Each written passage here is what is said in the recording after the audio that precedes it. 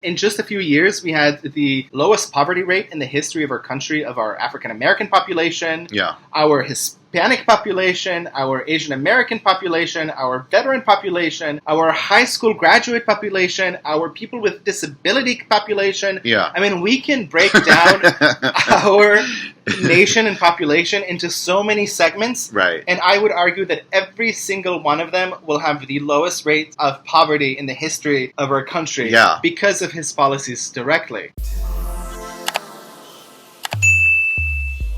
Hi guys, and welcome back to the third episode of the House of DMaaj podcast. I'm Ariel DMaaj. And Zane here. And with all of the craziness that is going on in the world out there right now, we hope you guys are doing well and taking care of yourself and your health. Yes, absolutely. We just want to thank everybody for following us on this new journey of doing a podcast. All of your guys' support and love has meant so much to us. It has encouraged us to continue going forward with this. So thank you guys. Yes, absolutely. And I know we sound like a broken record because we keep saying it, but it's really true. Especially your guys' feedback and comments have been incredibly helpful. We've gotten so many just messages and email, and it really lifted us up and also really pointed out some technical aspects of our podcast that we could improve, and we definitely took those to heart. We just want to let you guys know that we are working on creating some kind of a platform or a way for us to be able to share our podcast without having to censor certain words. We're working on that. But exciting news, we are actually officially on iTunes and Spotify. So you guys can check us out over there if you want the audio version. Here on the YouTube videos, we will have certain articles or images when we're talking about different topics or issues. Or just specific things that we want to point out. But over on iTunes and Spotify, you can listen to us on the go. So if you're driving and you want to listen to us. Absolutely. So go ahead, check it out. And of course, I'm going to do a little plug here. Make sure to give us 5 stars, write us a review, so we can spread the word out there. Yes. Information. So actually, you guys have been amazing because at the last podcast, we asked you guys to give us a thumbs up and comment because it really, really helps with YouTube's algorithm. And it was kind of incredible because our last podcast was actually our best performing video we've ever released so far in terms of the growth of it. And it's just been incredible because it really, really goes to show you that it doesn't matter how much we're being suppressed or censored, the fact that you guys gave us so many thumbs up and shared it. Yeah, it really makes a huge difference. It really, really does. And it's just fascinating to look at the YouTube algorithm. We can clearly see that our thumbs up ratio compared to the views that we get is so much higher than what the average video gets on YouTube. And that really helped propel it forward. And so we know so many people who are like, we don't know why we got this in our newsfeed, but we're so happy that we got it. Exactly. And it would have never been there had you guys not been so active and promoting it and really pushing it forward. So thank you guys so incredibly much. We keep saying it, but we really mean it. Thank you. We really mean it. And of course, if you guys haven't done so already, make sure to subscribe. And hit that notification bell so that you guys could know when our next video comes out or podcast. Yes, absolutely. And also too, one last thing, we have actually noticed that we have had subscribers taken off of our YouTube account, deleted. It's really weird because a lot of people say on YouTubers, to make sure that you're still subscribed because YouTube is actually deleting subscribers. And the funny thing is, I have seen YouTubers talk about this and I'm like, okay, yeah, right. You know, like, yes, I believe censorship and shadowing is true, but when people say, oh, like, make sure you're subscribed, but it has actually really happened. We've literally seen our subscriber count in 1 second drop by 100 subscribers. Like, literally within 1 second. And it was incredible because it wasn't 101 and it wasn't 99 or 98 or 97. It was exactly 100 in literally 1 second, just wiped out. And then we got a whole bunch of private messages saying, we don't know what happened, but we got unsubscribed. So if you guys did subscribe, please just make sure that you're still subscribed. And if you haven't, subscribe if you enjoy this video and podcast. Absolutely. Okay, so we are going to get straight into it. We have a lot to talk about. This is part B of our 2-part series podcast. If you haven't seen part A, you can check that out. But part B, we are continuing with Miss Droplet's question when she asked, when we say that Trump has done a lot for minorities, what are we talking about? Well, this is a continuation of that. Yes. So basically what we've done is we split this podcast into two parts. And part A, we specifically spoke about what Trump has done for the Black community in America. And we thought it was very appropriate, given the current climate in the U.S., to just talk about specifically Black issues. And I think we've really given a good kind of summation of all of the good that Trump has done for the Black community and how it has affected it from a very, very micro level. Yeah. And the exciting part was that when I actually started writing part B, I literally could not stop myself. Like, I was just typing and I could not stop myself. I was at 36 pages when we finally realized that it is just way too long. And if we continue, it's going to be like a 10 or 12 hour podcast. Yeah.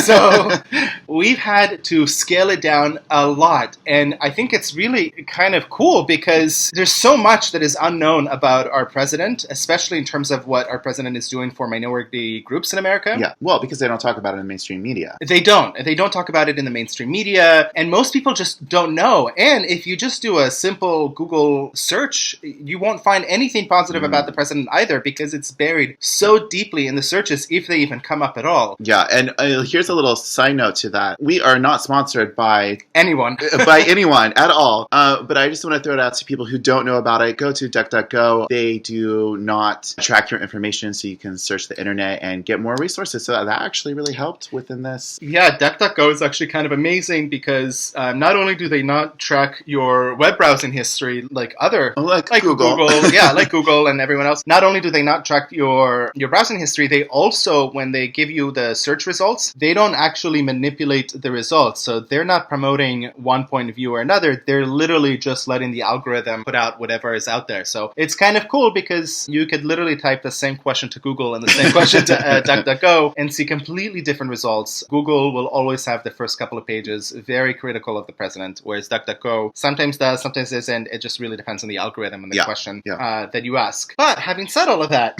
now that we're doing part B, what we've realized is that we had to really compress all of the information because there's just so much out there. I mean, he's really doing so much behind the scenes, and we'll definitely go over it and explain everything in detail, because a lot of what he does is helping the minority communities on the really local, small, micro level. And a lot of what he's also doing is going to have a generational effect that will essentially improve the lives of not only the people who are benefiting from his policies today, but improve the lives of the generations who are going to follow. Mm-hmm. And it's just incredible. And so what we've done, because there was so much, is we are going to talk today about what he's done for the minority groups in general and give a few specifics. Like, we'll talk about the Jewish community. And we've already mentioned the Black community in the first podcast, but we'll just bring some of what we said into context in terms of just numbers. Yeah. And then we'll talk about a few other things like how he's benefiting small businesses that are supported by local minority communities and many other things. But we'll also do a continuation podcast where we'll talk about specifically what he's done for women. We also received a wonderful question from a listener who asked to remain anonymous, asking us to talk about what Trump has done specifically for the LGBTQ community. And specifically, he wanted us to talk about an article that points out 14 different critical aspects of Trump's presidency towards the LGBT community. So we'll go over those as well. Mm-hmm. And we'll also talk about opportunity zones and what that means to local communities. So we do have a few different podcasts that are going to be coming right up that will also deal specifically with a minority issue. Yeah. Okay, you guys, so let's get into it. This is going to be part B, a continuation of what Trump has done for minorities as a whole.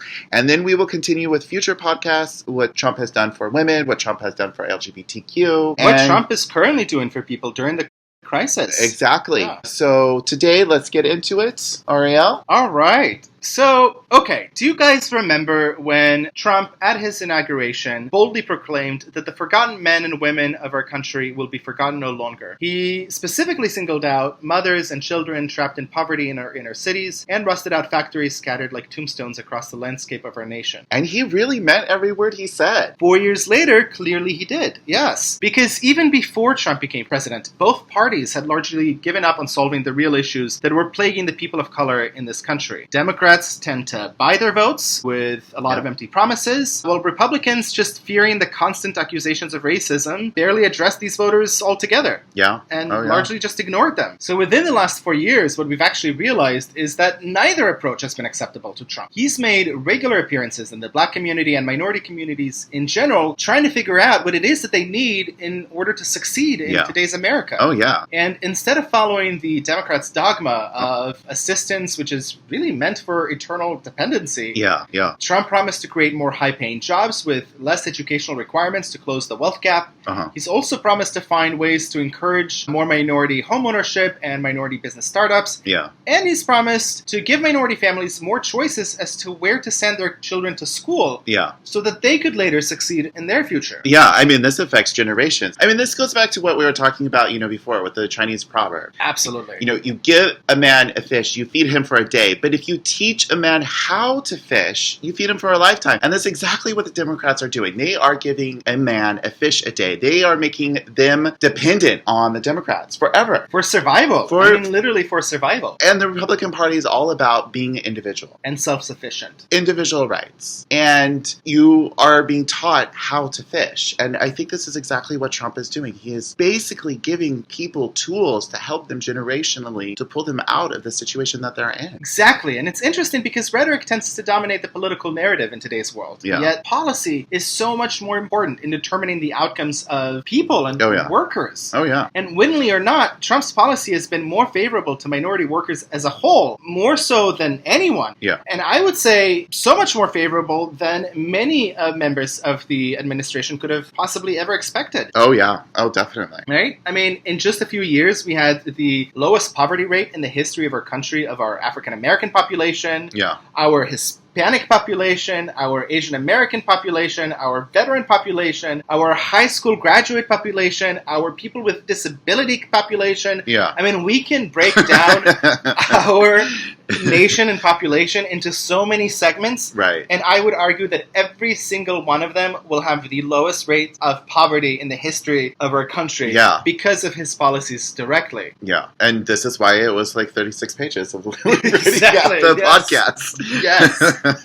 There's so much to cover. So much to cover. And it was really fascinating because I've realized that in order to judge the character of an individual, it was so crucial for us to learn what their actions were when no one was even looking in the first place. And I think it's especially worth noting that because in today's world, we are experiencing a global trend that is really aimed at dividing us as a people and as a human race in particular. Yeah. And I mean, what I mean by that is that we are seeing a concerted effort by extreme segments of our population to not only separate us by our ideological preferences, but also by demanding that such separation will also be based on a person's perceived race or skin color. Yeah. I think a good example of that would be the required racial quotas that we're seeing everywhere, and also Obama's efforts of tying illegal immigration with race relations in America. Yeah. So the national spokesperson for Congress of Racial Equality, Niger Innis, Yeah. who's also the ex-political and social contributor for MSNBC and NPR, I think said it best when he said the left have embraced identity politics. Oh, yeah, definitely.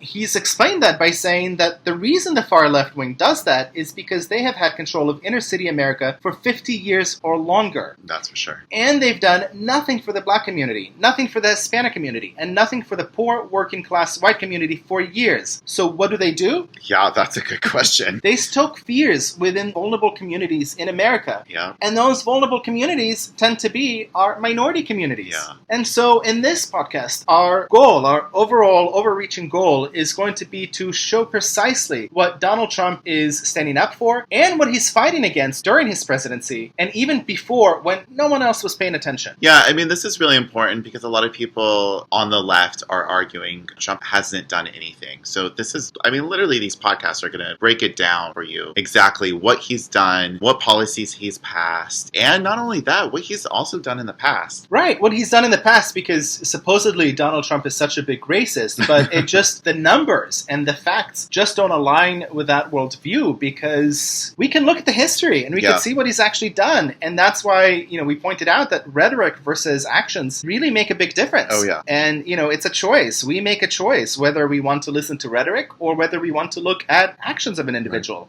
and what we want to judge them by. Yeah, exactly. And so this is going to break it down step by step. Okay, Ariel, let's get into it. Let's break down promoting minority-owned businesses. Okay, so that'll be the first topic we're going to start with. The Brookings Institute, which is a nonprofit public policy organization based in Washington, D.C. I think we brought them up in our last podcast as well. The Brookings Institution said that the structural, racial, and gender disparities in business ownership is a continuous and long-standing battle that is extremely damaging. Nationally, people of color represent about 40% of the population, but only 20% of the nation's 5.6 million business owners with employees. Wow. Okay, this is a direct quote from the Brookings Institute. Yeah. They also said that the U.S. could have millions more businesses if women and minorities became entrepreneurs at the same rate as white men. Oh, definitely. Okay, now this is, I think, mind-blowing when you think about it. You have a country of 40% of the population is minority, but 20% are business owners with employees. Yeah. That just does not make sense to me in a lot of ways. Why is it that white America or Caucasian America feels like they can achieve this American dream of owning a business, but not other segments of the population? Yeah, it's true. And it's sad because if the ownership shares matched population shares, people of color would own 50% more businesses than they currently own now. Yeah. And I mean, just to put it in another way, the disparity ratio, which is the ratio of business ownership share to population share, is 50% for people of color. Mm-hmm. Similarly, women are 51% of the U.S. population, but they only represent 33% of business owners with employees. And that's a disparity ratio of 65%. Yeah. So it's just a shame. Yeah. Right? And, I think there's really two different ways to promote a healthy business environment. Mm-hmm. And they're really well represented in our last two administrations. We have the Obama administration versus the Trump administration, mm-hmm. or put it a little bit differently, we have a community organizer / politician versus a successful businessman. Yeah. And both of their worldviews and how that has affected minority business ownership in this country. Yeah. And honestly, I mean, look at both point of views. I think it goes back to the whole Chinese proverb again, broken record. Keep saying this over and over again. It really comes down to, a community organizer of, rallying all the people around and feeding them that one fish a day, to a businessman of giving people the tools to move forward in life and become successful and achieve that American dream. I guess it comes back to the whole make America great again. Yes. Well, I would even argue that it goes deeper than that, because in Obama's worldview, not only is it let's make people dependent on our government, but it's also let us pick and choose specific companies that we want to promote and invest in so that they could symbolize what America is supposed to become instead of letting the free market do its thing. And the best example of that, if you guys remember, Solyndra, I think represents this best. For those that don't know or don't remember, Solyndra was a green energy company based in Fremont, California. Not too far from us. Not too far from us at all, yes. And they specialized in making solar panels. This company was all the rage in 2010 after Obama visited their new facility and promoted his policies. Yeah. It was pointed out as the company of the future. It was really, really big. And it was really sad because shortly after he visited their new facility, the company filed for bankruptcy on September 1st, 2011. Yeah, not too long. Not too long after he did, right? A year, right? And they filed for bankruptcy after they squandered more than $500 million of taxpayer money that was given to them under Obama's sweeping stimulus spending bill. Yeah. And I guess it's kind of worth noting that in August of 2011, the Washington Post reported that Solyndra shut down. So they reported this a month before they filed for bankruptcy. And they actually wrote that Solyndra shut down, leaving 1,100 people out of work and taxpayers obligated for $535 million in federal loans. It's just unbelievable. Yeah, we would, if it wasn't so funny, we would be crying because it's I 500. think crying and laughing at the same time. Because it's ridiculous. It's $500 million is going in federal loans. Our money that we're paying to this company that is picked by the government to succeed. I mean, this is straight out of, I don't know, the Kremlin's book. This is what North Korea does. This in some ways goes even further than what China does in terms of picking and choosing which companies they want to succeed. This is a really big deal. And there were so many questions about the potential political motivations behind the special treatment of the Solyndra loan. Oh, yeah, I'm sure. Right? Yes. Yeah. And on top of that, they were further fueled because one of Solyndra's biggest investors was the family foundation of billionaire George Kaiser, who is also happened to be an Obama fundraiser. Oh, surprise, surprise, there. That was convenient. Right? Very convenient. So the interesting thing is that the deal... Tell me more, Ariel. Tell me more. Tell me more interesting things. You things. guys, it just keeps going. Okay, it really does, because later the deal came under scrutiny from independent government watchdogs and members of Congress, which said that the administration had bypassed key taxpayer protections in a rush to approve the funds. Obviously, these are claims that the administration has denied. Of course. Right? But the claims are that Team Obama interfered in order to speed up the loan approval, cutting short the due diligence needed in order to approve this loan, so that Vice President Joe Biden at the time could announce a loan at the September 4th, 2009 groundbreaking of a cylinder factory being financed by the government cash. Oh, how convenient. How convenient, right? I wonder if the same cylinder factory where he announced the loan was the same factory where Obama was touting this company as the company of the future a year before they filed for bankruptcy. Oh, gosh. You guys, this just goes into so many layers. Ron Klain, who was previously Joe Biden's chief of staff, dismissed these concerns about Cylinder's solvency. And he reasoned that all innovative companies come with a risk. And it's true, all innovative companies do come with a risk. But that is why it's not up to our government to pick and choose and decide what companies they want to support and invest in, as opposed to just setting up some kind of a system where every company can apply as long as... And compete, exactly, as long as they qualify. Right, exactly. Under the requirements.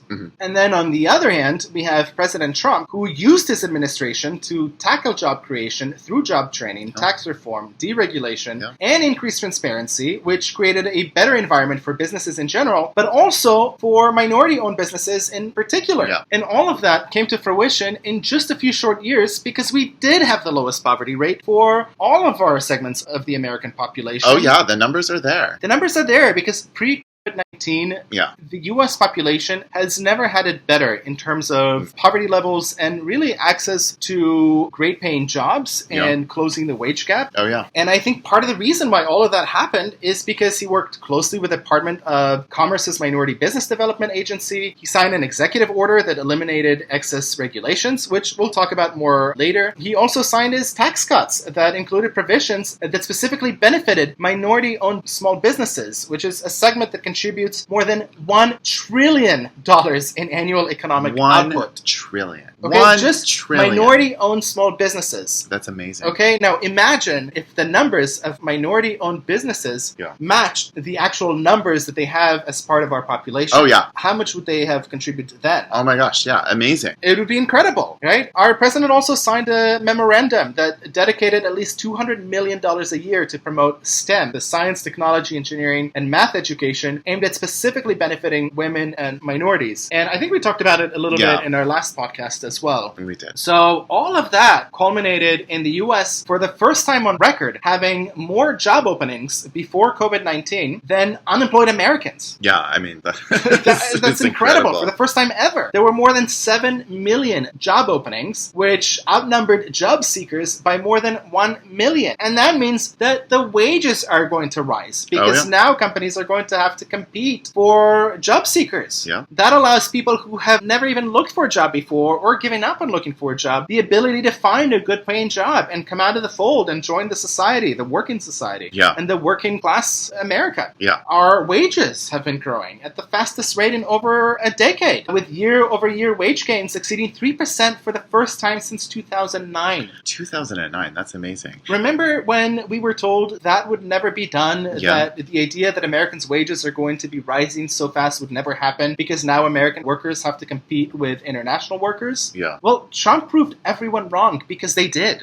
They really, really did. And as a matter of fact, for 22 consecutive months, wage growth has been near or above 3%. That's amazing. Which is amazing, okay? And just to, I don't know, put it in a different perspective. By November 2019, okay, just about less than a year ago, we had 16 consecutive months of wage growth at an annual rate of at or above 3%. And who said that could not be done? Do you guys remember? Obama said it cannot be done. And December 2019, just a few short months ago, marked the 22nd consecutive month that the unemployment rate has been at or below 4%. 4%. Okay, now before our unemployment rate reached 3.5%. That was a 50-year low. I mean, that's amazing. That's incredible. That's really amazing. And I mean, just think of all the people who are part of these statistics. I mean, these are just numbers that we're reading to you because people talk about them and we just want to acknowledge them, and we want everyone to just have a place where they can just go and listen to the numbers and recite them if you're having this discussion with someone else. Oh yeah, and I'm sure it will come up. I'm sure it'll come up. And I'm sure what you'll hear also is that, well, yes, but these numbers, started under the Obama administration, or that's because Trump is enjoying Obama's economy. But the reality is it isn't, and we're really going to show you why it isn't. There we go. Okay? Now, part of the reason why it isn't Obama's economy is because over 500,000 good-paying manufacturing jobs have been created since the president was elected. Obama said that these jobs are not coming back. I mean, that's incredible. I mean, that is 500,000 jobs that Obama says that won't even come back. Just in manufacturing alone. And if people are arguing and saying that it's because of Obama that all these jobs are coming back, I mean, right there is proof that that's not the case. That's not the case, because he talked about automation. He talked about wages that are too low for American workers. Yeah. Clearly, they're not, because they're good-paying manufacturing jobs, and clearly Trump has specifically focused on the types of jobs that have not been automated, and the type of jobs that are able to produce a brighter future for an entire generation. Yeah. So that's incredible. And part of what these jobs have done is that they've allowed the median household income to surpass $63,000 in 2018. So in 2019, it was even higher. But that was the highest level on record back then in 2018, which, again, I think it's incredible. And the reality is that President Trump's policies are helping forgotten American across the entire country prosper. Oh, definitely. Which helps drive down income inequality. Oh, yeah. And we're seeing that because for the first time in a very, very, very long time, income inequality is down. And the reason why it's down is because middle class and low income workers are finally enjoying faster wage growth than high earners. Yeah. Okay, that did not happen under Obama's economy. No. And that means that wages are rising fastest for low income workers, followed by middle class workers, and only then followed by high wage earners. Some people thought that under today's capitalistic system, that was not possible. And Trump proved that it was. And this is a whole argument against the left, saying that Trump is only caring about his rich buddies and he's only out to care for the rich and the wealthy and he's only benefiting them. Well, here we go. Here are the numbers proving otherwise. The numbers just don't match what people are saying. Are his rich buddies getting richer? They are.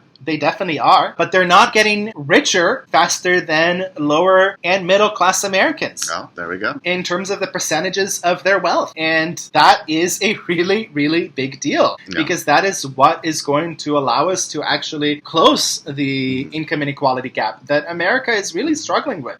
It's funny because they keep fighting and they want this whole trickle-up economy. Well, here you go. Trump is actually building a trickle-up economy. That's exactly what he's doing from the ground up. I mean, he's going to the people, and we're forgotten by the previous administration. Even though they voted for the previous administration twice, they decided to go a different direction under Trump, and Trump is delivering for them. And I mean, just, as an example, since the last election, nearly 7 million Americans have been lifted off of food stamps. Wow. Now, some Democrats will say, well, that's just an example of how mean Trump is, because he's taking these benefits away from starving Americans, and he's heartless for doing so. But the reality is that the reason why so many Americans have been lifted off of food stamps, 7 million Americans, is because just in the third quarter of 2019, 73.7% of workers entering the employment force came from out of the labor force rather than from unemployment. That's the highest share since the reporting began in 1990. Wow. Okay, so the highest share ever since the reporting began, and those are people that gave up on looking for a job. Were not even looking before until the third quarter of 2019. Wow. So think about it.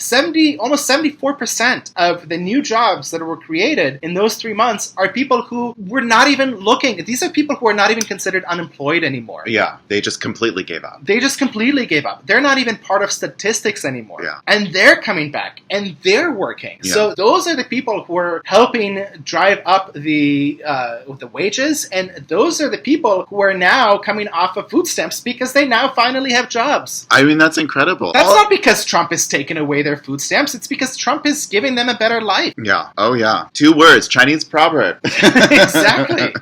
And, that comes into play because in 2019, 2.1 million new jobs were created. That's in 1 year, okay? How many of those jobs are people who not just got a better job, but just got their first job in a very long time, if not ever? Yeah. And out of the 2.1 million jobs, 1.5 million jobs were added just for women. Wow. Okay? That accounts for more than 50% of the total job gains for the first time ever. Wow. So once again, this is going to be a repeating thing. We're going to be saying for the first time ever so many times. Yeah. Because it's really true. I mean, even women who people are saying Trump is, a misogynist, and obviously maybe he said things that he himself is not proud of saying in the past. But when it comes down to it, and when it comes to actually delivering for women, when he says he's the most pro-woman president ever, that's true. The numbers support that claim. Yeah. Because women are now being able to better their lives and not depend on society to treat them fairly. Yeah, and if you're listening, and if you are left, progressive, and if you completely disagree with what we're saying, just hold tight, hang on, because we will prove exactly and break down the numbers. Exactly, and like we said before, we're going to do a specific podcast just talking about what Trump's policies have done for women in America. Yeah. So we would strongly encourage you guys to listen to that when that come out as well, because I think that will answer a lot of questions. But going back to this, wage gains for non-whites have been not only substantially higher than those of whites, but they're also higher than economist estimates of inflation plus productivity. That implies that minority workers are getting a greater share of the GDP. There we go. So finally,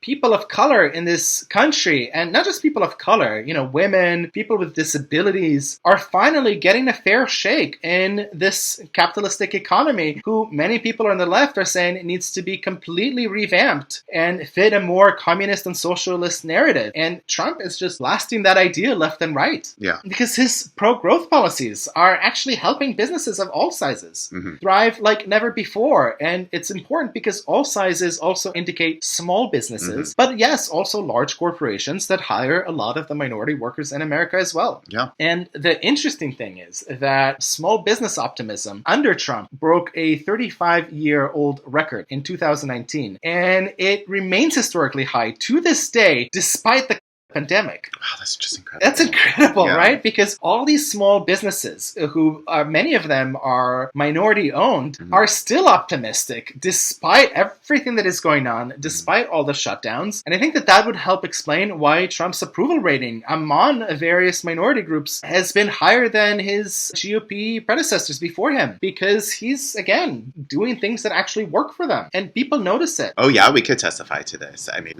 we personally know small business owners who have benefited from this. Actually, yes, a good example would be our hairdresser. Yeah, that's exactly who I was thinking about, yeah. Our hairdresser is a Black American who owns a hair salon, and she said that she's supporting Trump because after his tax cut, she'd noticed that she saved thousands of dollars in her taxes and actually got $1,000 check as a result when she filed her taxes. Yeah. And because of the policies that he enacted, because of the tax cuts and the deregulation, she was not only able to save money, but she was actually able to expand and open up a second salon. And so now she's hired all these new employees, and she has all these new people, and she was able to hire someone that does nails and a hair washing lady. And this is a really small business on a very, very local level that we saw expand and really life-changing. Yeah, absolutely. The fact is that small businesses are the engines of our economy. Oh, definitely. Absolutely. And according to the U.S. Chamber of Commerce, America has 28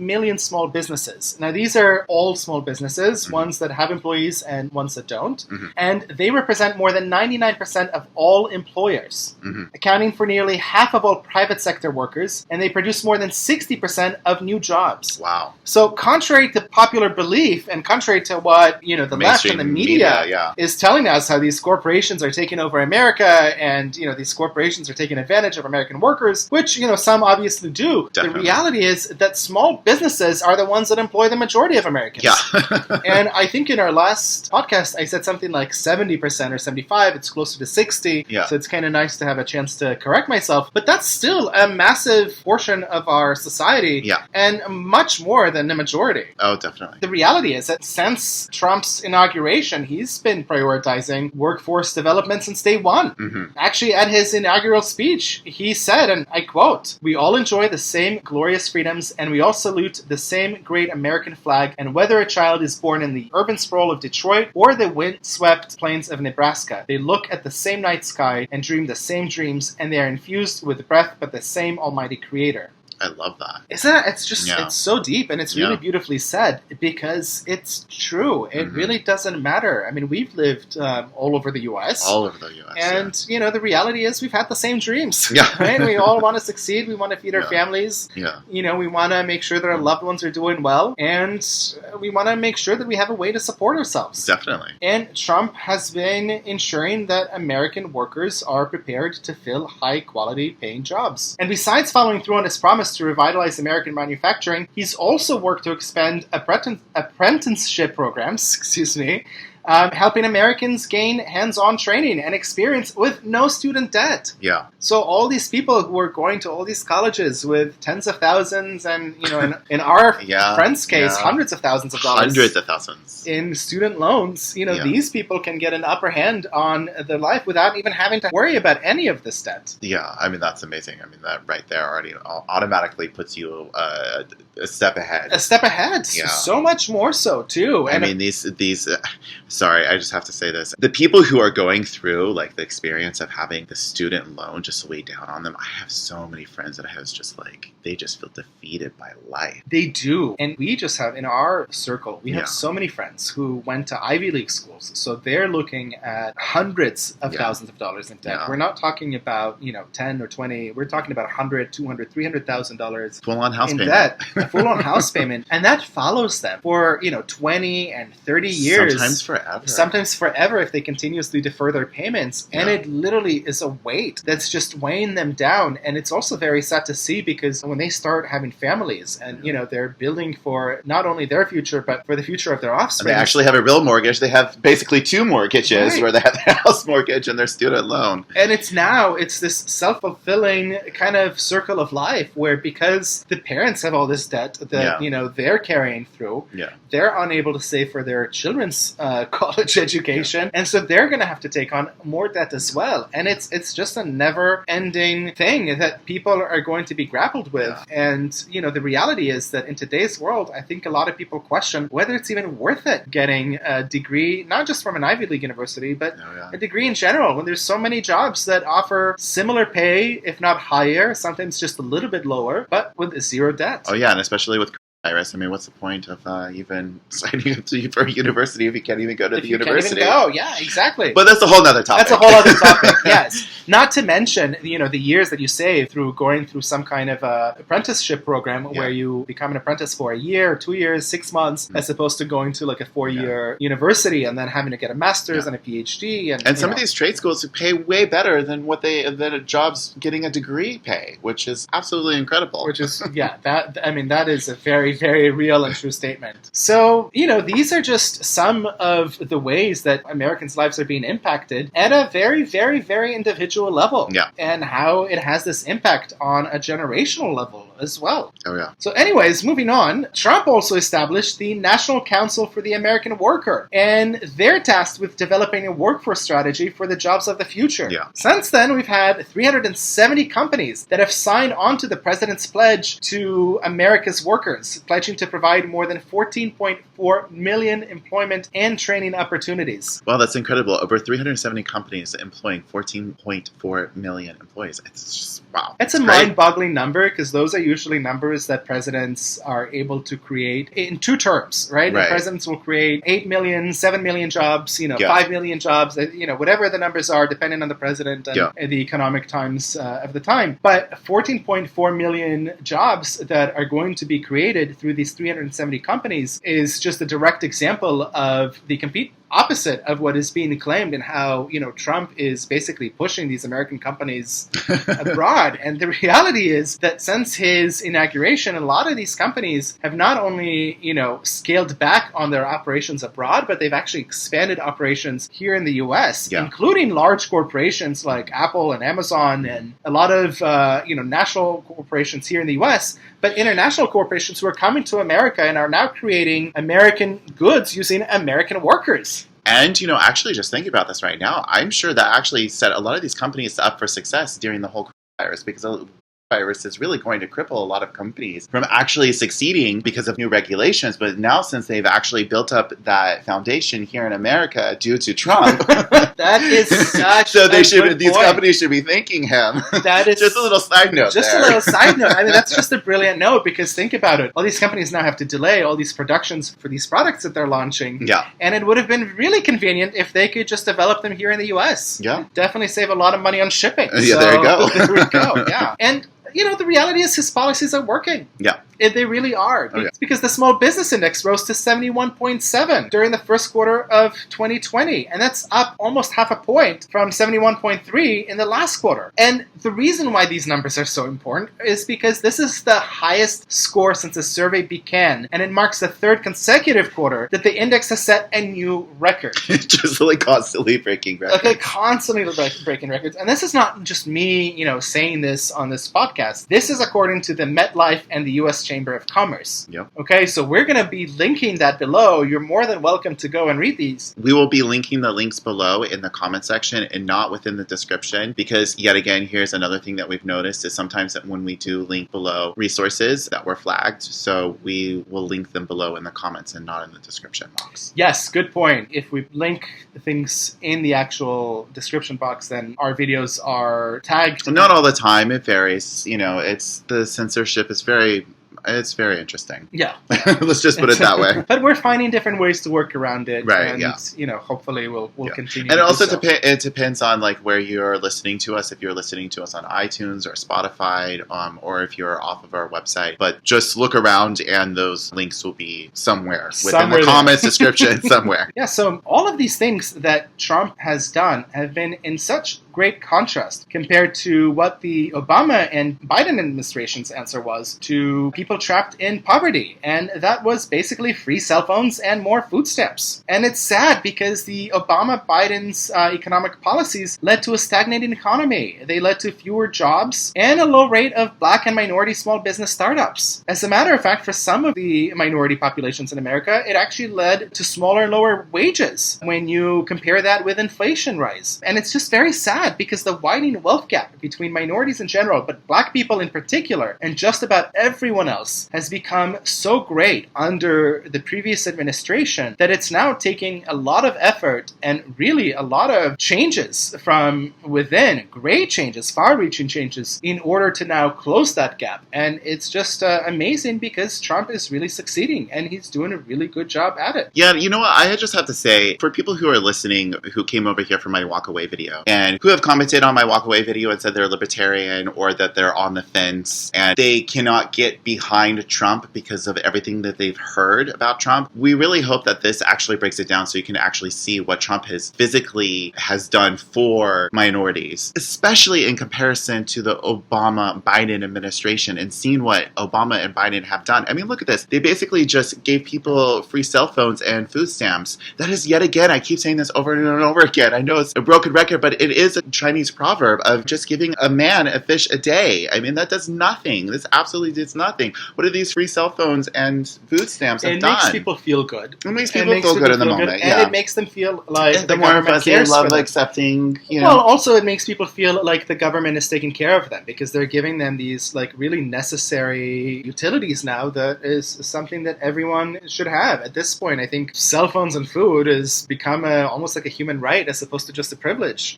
These are moves that liberal governments tend to do to placate minorities so that they don't protest so that they do feel like something is being done for them. But the reality is it's not helping them. Yeah, it's temporary. It's temporary. It's not even temporary because it's not helping them in the long term. I guess you could argue that a cell phone will allow them to make phone calls to find a better job. Exactly. But, that's a really far-reach argument.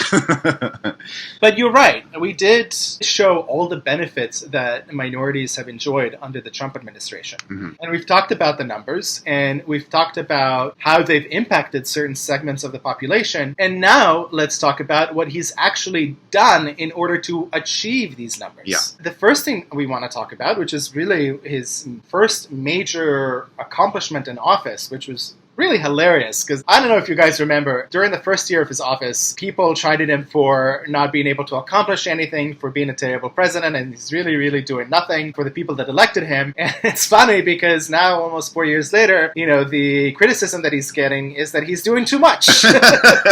Too many things for the people that have elected him. So the first major accomplishment that we want to talk about, and the actual act that he's done, is the tax cuts and the Jobs Act of 2017. And that's a very important piece of legislation, because the Tax Cuts and Jobs Act was the first major tax reform signed in 30 years. Yeah. Now, this is the largest tax reform package in history. And it's kind of interesting because Trump says that all the time, and then if you look at all the fact checkers out there, they say that it's false and it's not really true. And the reason why is because they take into account inflation. So they're saying that adjusted for inflation, it's not the largest tax reform in history, it's the second or third. Yeah. But when you don't adjust it for inflation, we just look at the pure numbers. Yeah.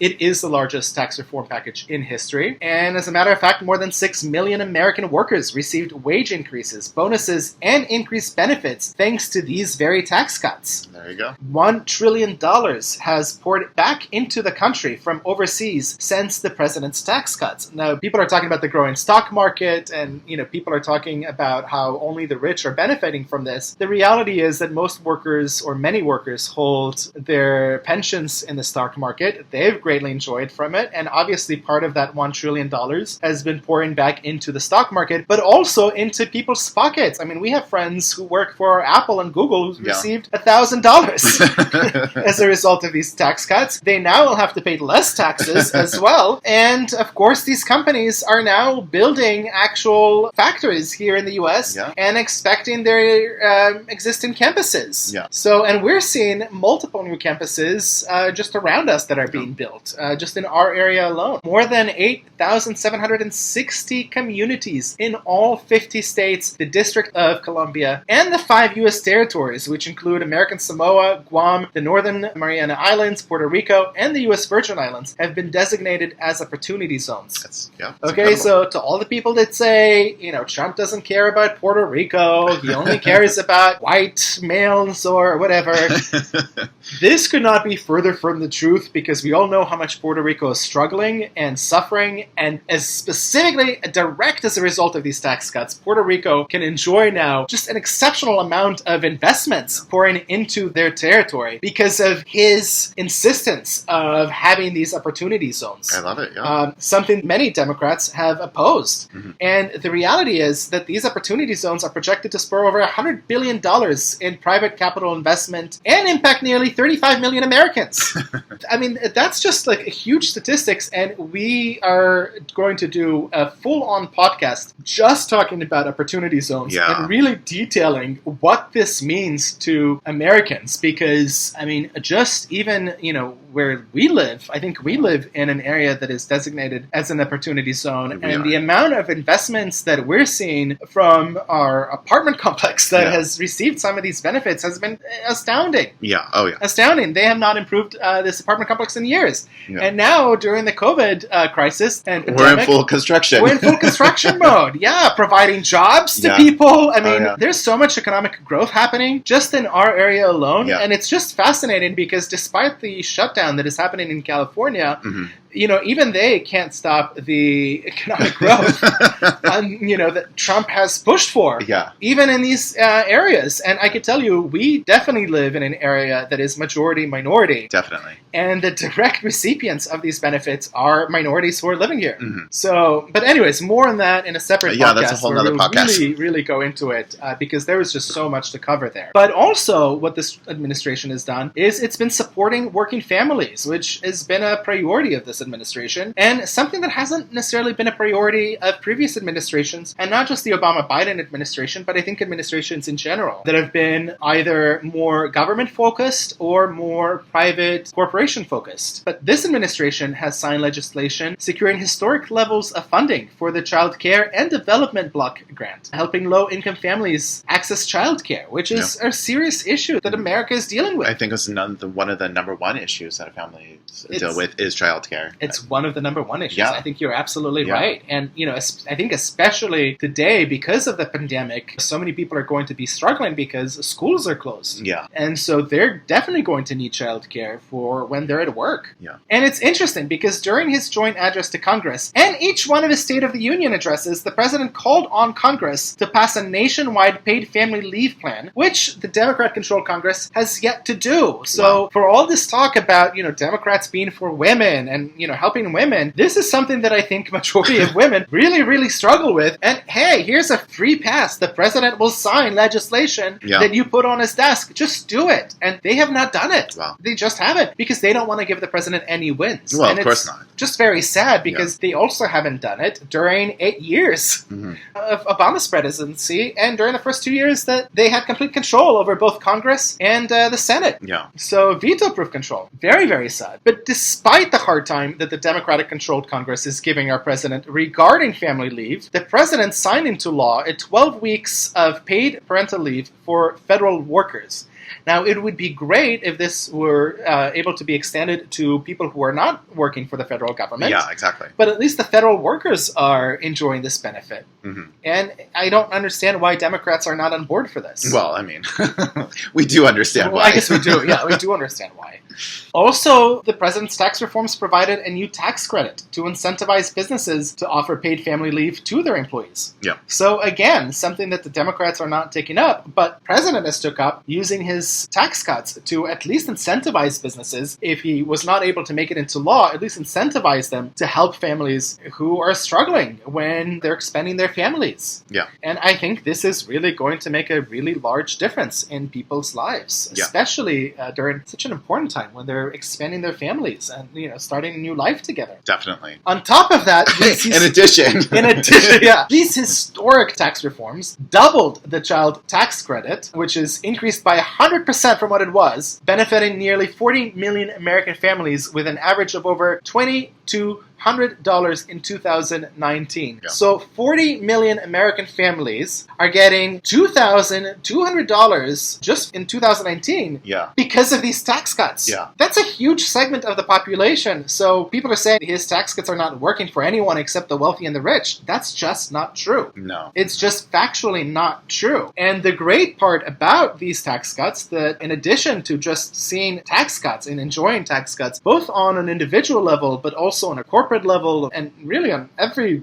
level that is affecting our lives, these tax cuts also lifted the burden of overregulation that our country has been crippled with. Yeah. Our president has rolled back the unnecessary job-killing regulations at a historic pace. Yeah. Really historic. Because these deregulation efforts are driving economic growth. Mm-hmm. They're cutting unnecessary costs, and they're increasing the transparency in how companies are now able to utilize our government's resources that we pay for. Yeah. Right? So he actually signed an executive order that required cutting 2 regulations for every new regulation that is added on the books. I love this. Now, this is something that's been highly critical by the Democrats, but the reality is that the UK has done this as well. And for the UK, this has really helped kind of move them along from their anemic economic GDP growth that they've experienced in the previous few years. And it's kind of incredible because he actually not only succeeded in cutting cutting these regulations, 2-to-1, he's exceeded his intended purpose by cutting almost 8.5 regulations for every new one added. Yeah. So our hairdresser that was able to expand really benefited from this. Oh, yeah. On a very micro level. It's kind of amazing. Yeah. And the reality is that the cut in regulations will amount to $8.1 billion in net savings. $8.1 billion in net savings. That's incredible. $8.1 billion. Okay? Yeah. Now, this is empowering minority business owners by eliminating a historic amount of unnecessary and burdensome regulations that too often hinder their growth. Yeah. And that is why the Small Business Index rose so much and has already hit 3 record highs, 3 consecutive quarters in a row, because these deregulation efforts are now coming to fruition and people are really seeing what that's doing to them on a day-to-day basis, a yearly basis, as they're going over their books. In fact, the Trump administration's deregulatory efforts have slashed regulatory costs by more than $50 billion, okay, which probably helps explain why in the coming years, the average American household is projected to see an income gain of $3,100 per year, thanks to President Trump's historic regulatory reform. Now, I want to take a second and just think, what could we do with $3,100? You could do a lot. Extra $3,100. Buy a lot of makeup. A year. Well, maybe not so much makeup. Maybe not so much makeup and dresses. But, just for, a lot of families, this is a huge portion of their paycheck. This is life-changing. Oh, definitely. I know for members of my family, this is a trip abroad. This is a nice trip abroad. For others, this is a nice chunk to pay for their student loans. This could be anything. Yeah. Anything and everything. And once fully in effect, 20 major deregulatory actions undertaken by the administration are expected to save American consumers and businesses over $220 billion, that's with a B as in boy, dollars per year. 16 pieces of deregulatory legislation that were signed are expected to result in a $40 billion, again with a B, increase in annual real incomes. Yeah. So $40 billion in increases in annual real incomes for American households. Those are numbers that literally any other country on this planet would die to have. Dream to have, really. Okay? And part of the way that he's been able to achieve these things, and the reason why he's done this, is because he's also established the Governor's Initiative on Regulatory Innovation. Yeah. And this initiative is working to reduce outdated regulations at the state, local, and tribal levels, advance occupational licensing reform, and align federal and state regulation. And it's because of this Governor's Initiative, they signed legislation that eliminates regulatory barriers that made offering retirement benefits difficult for small businesses. Now, a lot of minorities are more likely to work in small businesses as opposed to corporations because it's easier to get hired by small businesses usually. And for a lot of them, these barriers create a real problem when they have to switch jobs. Exactly, when it comes to their retirement benefits. So people either lose their benefits, don't get them in the first place, or they have to pay excessive and very costly fees when they switch their benefits from one provider to another or when they have to take them out. And this eliminates this. So it's been really amazing because he's been working with a wide swath of our population to see where he can make the most impact to the people that actually need it the most. And one of the greatest impacts that he's made in people's lives is in housing, because President Trump has actually established the White House Council on reducing regulatory barriers to affordable housing development to bring down the cost of housing across this country. Another thing that he's done, and this is very controversial, was in 2017 when the president announced that the United States will withdraw from the Paris Climate Agreement, which would have killed millions of American jobs. And the interesting thing is, to all the people who criticized his position at the time and withdrawing the U.S. from the climate agreement, the U.S. was the only country that not only met, but it actually exceeded its obligations under this agreement. So not only was the entire country just literally taking advantage of the U.S. because we're the only country that actually met our obligations. No one else did, but we were still obligated to follow suit with moves that would have killed millions of American jobs. So what Trump is doing and is saying essentially is, no thank you, we do not need to be part of this agreement. We can not only meet our obligations, but we can actually exceed them, and we can still save all of those millions of jobs jobs out there. Yeah. Which I think was fabulous. On top of everything, he's also promoted educational opportunities for minorities in America. And we talked in detail about how he's really helped. Yeah, in our Part A podcast to this. Yes, about how he's really helped promote Black education and has been giving the Black community in America the resources to really excel when it comes to their education for a better future. But the reality is that he's working to ensure that all Americans have access to quality education, regardless of color, creed, or financial background. Yeah. He signed into law a modernization of our country's career and technical education system to ensure that more Americans have access to high-quality vocational education. And the administration proposed education freedom scholarships to expand education options for students of all economic backgrounds. Now, this plan will invest up to $5 billion in students through a tax credit for donations for state-based, locally controlled scholarships. That's amazing. That's amazing. It's amazing. Because now these local communities are able to actually decide how they want to utilize the money that they're getting and how they want to disperse this scholarship money to the recipients who they feel need it the most. Yeah. He's also expanding education and training opportunities for incarcerated individuals to learn how to make a living before their release. Yeah. And this is something that is extremely important because we all know that people of color are incarcerated at much higher rates than Caucasians in this country, specifically Black Americans. We really talked about this in our last podcast in detail, but one of the things that we did not mention, because this is really something that is for everyone, and that is the idea that, okay, yes, someone who is incarcerated doesn't have to just sit there and do their time. They're actually able to get an education, to better ourselves, learn from their mistakes, and before they're even released, have the ability to make a living, and in many cases, even secure a job before they're even released. Yeah.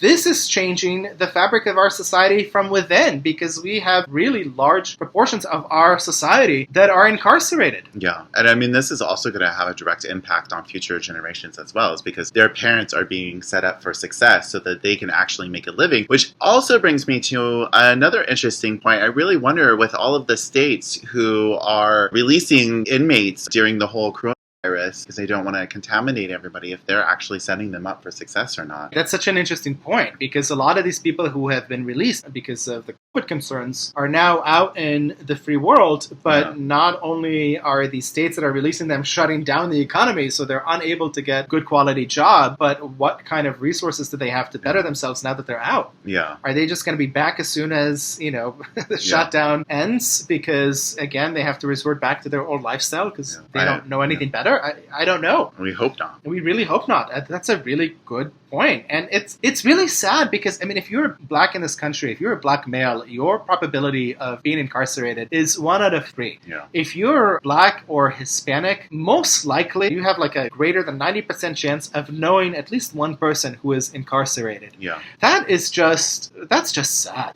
That's just really, really sad. That is the state of our affairs, where so many people are incarcerated. Broken. And by the way, they're incarcerated because of legislation that Biden supported and even led the fight to get, like the 3 strikes law and mandatory sentencing, which we also talked about in our last podcast. Yeah. So these people are now stuck in prison, and then on top of it, when they are finally being released, they have no resources to actually succeed and change their ways. So Trump is really changing that from within. Okay, well, you guys, this podcast is running a little longer than we expected. There's just so much information. So much to talk about. So we are going to hit the pause button on this podcast. We try to keep these podcasts around the 1 hour mark. So we will pick up this podcast in our next podcast, which will release in the next few days. Yeah, so make sure to check that out when it comes out. And if you haven't done so already and you enjoyed our podcast, please consider subscribing. Of course, and hit that notification bell so that you guys will know when we release our next podcast or video. And until next time, you guys. Bye for now. Bye, you guys.